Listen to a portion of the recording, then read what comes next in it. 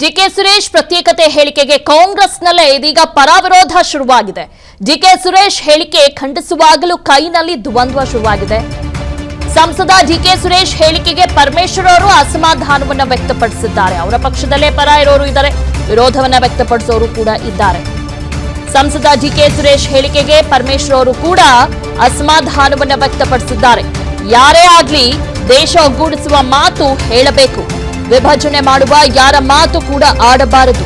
ಬೆಂಗಳೂರಿನಲ್ಲಿ ಗೃಹ ಸಚಿವ ಡಾಕ್ಟರ್ ಜಿ ಪರಮೇಶ್ವರ್ ಹೇಳಿಕೆಯನ್ನ ನೀಡಿದ್ದಾರೆ. ಆದರೆ ಸಂಸದರ ಪರ ಎಂಬಿ ಪಾಟೀಲ್ ನರೇಂದ್ರ ಸ್ವಾಮಿ ಅವರು ಮಾತ್ರ ಬ್ಯಾಟಿಂಗ್ ಮಾಡಿದ್ದಾರೆ. ಅವರ ಪರವಾಗಿ ಅಂದ್ರೆ ಸಂಸದ ಡಿಕೆ ಸುರೇಶ್ ಏನು ಹೇಳಿಕೆ ಕೊಟ್ಟಿದ್ದಾರೆ ಅವರ ಪರವಾಗಿ ಬ್ಯಾಟಿಂಗ್ ಮಾಡಿದ್ದಾರೆ. ಅದ್ರಲ್ಲಿ ತಪ್ಪೇನಿದೆ, ಅವರು ಹೇಳಿರೋದು ಕರೆಕ್ಟ್ ಆಗೇ ಇದೆ ಅಂತ ಹೇಳಿದ್ದಾರೆ. ಅನುದಾನ ವಿಚಾರದಲ್ಲಿ ಕೇಂದ್ರ ಸರ್ಕಾರದಿಂದ ಅನ್ಯಾಯ ಆಗ್ತಿದೆ, ಹೀಗಾಗಿ ಡಿಕೆ ಸುರೇಶ್ ಮಾತನಾಡಿದ್ದಾರೆ ಎಂದು ಸಮರ್ಥನೆಯನ್ನ ನೀಡಿದ್ದಾರೆ.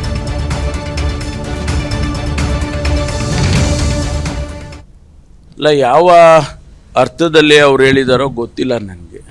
ಈ ದೇಶವನ್ನು ಒಗ್ಗೂಡಿಸೋದಕ್ಕೆ ಸಾವಿರಾರು ಜನ ತಮ್ಮ ಜೀವ ಕಳ್ಕೊಂಡಿದ್ದಾರೆ, ನೂರಾರು ವರ್ಷ ಹೋರಾಟ ಮಾಡಿದ್ದಾರೆ. ಮತ್ತು ಮಹಾತ್ಮ ಗಾಂಧೀಜಿ ಅವರಿಂದ ಹಿಡಿದು ಬಹಳಷ್ಟು ಜನ ದೇಶಕ್ಕೆ ಸ್ವತಂತ್ರ ತರಬೇಕು ಮತ್ತು ದೇಶವನ್ನು ಒಗ್ಗೂಡಿಸಬೇಕು ಅಂತೇಳಿ ಪ್ರಯತ್ನ ಮಾಡಿದರು. ಮತ್ತು ಅನೇಕ ಜನ ಮಹಾತ್ಮ ಗಾಂಧೀಜಿ ಅವರನ್ನು ಸೇರಿಸಿ ಪ್ರಾಣ ಕಳ್ಕೊಂಡಿದ್ದಾರೆ.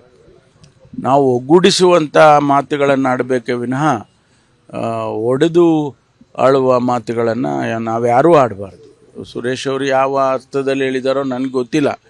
ಆದರೆ ನನ್ನ ಅನಿಸಿಕೆ ಏನು ಅಂತೇಳಿದರೆ, ನಾವು ಭಾರತ ಭವ್ಯವಾದ ಭಾರತ. ನಾವು ಪಾಕಿಸ್ತಾನ ವಿಭಜನೆ ಆದಾಗಲೇ ನಾವ್ಯಾರು ಹುಟ್ಟಿರಲಿಲ್ಲ. ನೋಡಿ, ಅವರು ಯಾವ ಅರ್ಥದಲ್ಲಿ ಹೇಳಿದ್ದಾರೆ ಅರ್ಥ ಮಾಡ್ಕೊಳ್ಳಿ. ಡಿ ಕೆ ಸುರೇಶ್ ಅವರು ಹೇಳಿದ್ದು ಹೀಗೆ ದಕ್ಷಿಣ ಭಾರತದ ರಾಜ್ಯಗಳು ನಾವು ಇಷ್ಟೆಲ್ಲ ನಮ್ಮ ಪಾಲಿನ ತೆರಿಗೆಯನ್ನ ಇವತ್ತು ಕೇಂದ್ರ ಸರ್ಕಾರ ಕೊಡ್ತೀವಿ, ಇದಾಗಿನೂ ಕೂಡ ನಮಗೆ ಯಾವುದೇ ರೀತಿಯ ಪರಿಹಾರ ದೊರಕ್ತಾ ಇಲ್ಲ.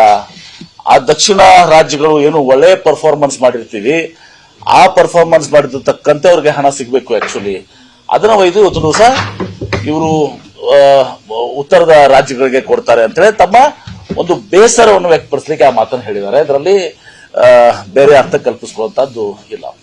ನಮಗೆ ಅನ್ಯಾಯ ಆದಾಗ ನಮ್ಮ ಹಕ್ಕನ್ನ ಪ್ರತಿಪಾದನೆ ಮಾಡಬೇಕಾದ್ರೆ ಜವಾಬ್ದಾರಿಯಿಂದ ನಾವು ಮಾಡೇ ಮಾಡ್ತೀವಿ. ಆ ವಿಚಾರದಲ್ಲಿ ಪ್ರತಿಪಾದನೆ ಮಾಡಿರ್ತಕ್ಕಂಥ ಡಿ ಕೆ ಸುರೇಶ್ಗೆ ನಾನು ನಮ್ಮ ರಾಜ್ಯಕ್ಕೆ ದನಿ ಎತ್ತದಂತ ಏಕೈಕ ಗಂಡು ಮಗ ಅಂತ.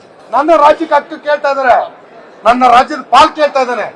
28 ಜನದಲ್ಲಿ ಒಬ್ಬನೇ ಒಬ್ಬ ಮಾತಾಡಿರ್ತಕ್ಕಂಥವ್ರು, ಅವನು ಗಂಡು ಮಗನೇ. ಭಾವನಾತ್ಮಕವಾಗಿ ಮಾತಾಡ್ತಿರ್ಬೇಕಾದ್ರೆ ಅವ್ರ ನೋವು ಪ್ರಚೋದನಾತ್ಮಕವಾಗಿ ಮಾತು ಬಂದಿರಬಹುದು. ಈ ರಾಜ್ಯಕ್ಕಾಗಿರೋ ಅನ್ಯಾಯ. ಅನುಕ್ಷಣದ ಸುದ್ದಿಗಳಿಗಾಗಿ ವಿಸ್ತಾರ ನ್ಯೂಸ್ ಯೂಟ್ಯೂಬ್ ಚಾನೆಲ್ ಸಬ್ಸ್ಕ್ರೈಬ್ ಮಾಡಿ.